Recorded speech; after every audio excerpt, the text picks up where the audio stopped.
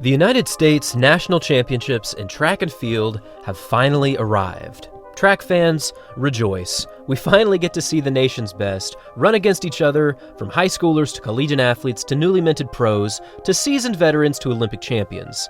It is time to watch the best in the nation compete. And even though we have only had one day of action in the beautiful stadium that is Hayward Field, I am already convinced that as the days progress, we're going to see some incredible marks go down and perhaps even a new American record. You heard it here first. No joke, even in the opening rounds when things are supposed to be calm, we continue to see world-class performance after world-class performance. And one of the key events on day one that brought out some amazing times was the women's 100 meters.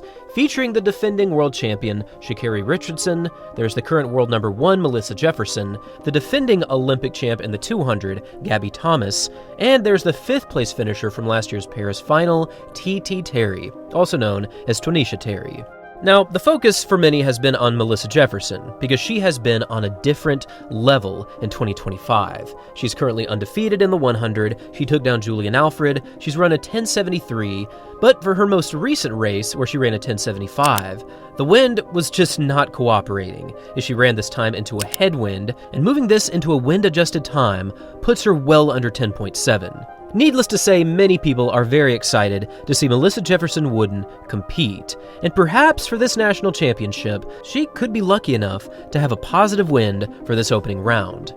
However, no such luck was had on the first day, because after 2 rounds of positive winds, Melissa Jefferson was again kicked down with a headwind. However, even though she had a negative 1.5 meter per second wind, she still ran a 10.86, and I swear to you, she was jogging. Even against this very deep field, with the vast majority running with tailwinds, she still ran the second fastest time on the day, and if we adjust this, it equates to a 10.76. And remember, this was her qualification round, meaning her effort was nowhere near 100%.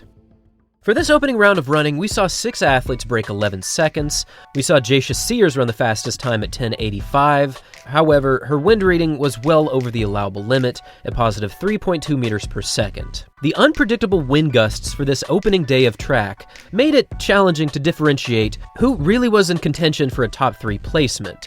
But I will say, if Melissa Jefferson can simply get a positive tailwind of under 2.0 meters per second for the final, I think she might be ready to go under 10.7.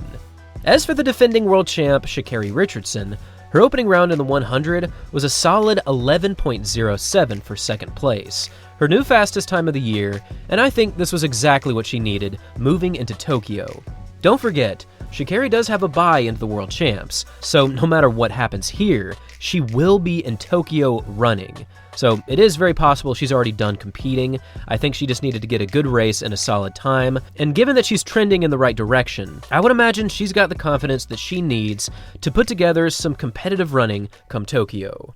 Now over to the men's 100, and we've got some heavy hitters on the track. There's Trayvon Bromell making his 39th comeback of his career with a season's best of 9.84. This man is a legend. There's Kenny Bednarek, who is on record stating he wants the triple gold medal this year come the world champs. There's Tamars McCallum of Tennessee, who's actually ranked number 1 of the world in the 200 right now. And then there's Noah Lyles looking to continue his reign as the fastest man in the world. If I am being honest, I am equally as excited to watch Noah race against Kenny as I am to watch the high school talents Tate Taylor and Maurice Gleaton compete against the pros. They have just been crushing it this season, and it seems like they have an outside chance at shocking the world. Now for the opening race, Tamars McCallum set the stage with a first place finish of 10.01, taking the win over Trayvon Bromell by a few hundredths. With yet another negative wind, this was a solid opening heat. But for the second heat, we had Kenny Bednarek and both high school prodigies, Taylor and Gleaton, and to the surprise of nobody, Bednarek took the win in 9.95, but coming in second place was Gleaton in 10.10, taking down Christian Miller, who was the previous national high school record holder, and he also kind of crushed Tate Taylor, who only finished in 7th in 10.36. Now, for the final 2 races, they went pretty much as expected. Noah Lyles ran in the 3rd heat, and he took the win in 10.05, closing very quickly.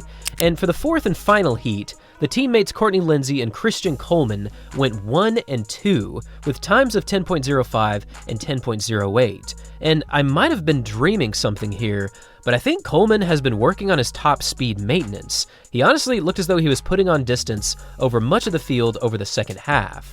So if he gets his classic world record start and can close with everyone else, he is going to be dangerous come the final. Now, in looking at all the results combined together, we see some very interesting results. Bednarik was actually the only athlete to break 10. We saw Jordan Anthony run slightly slower than his NCAA victory on this very track.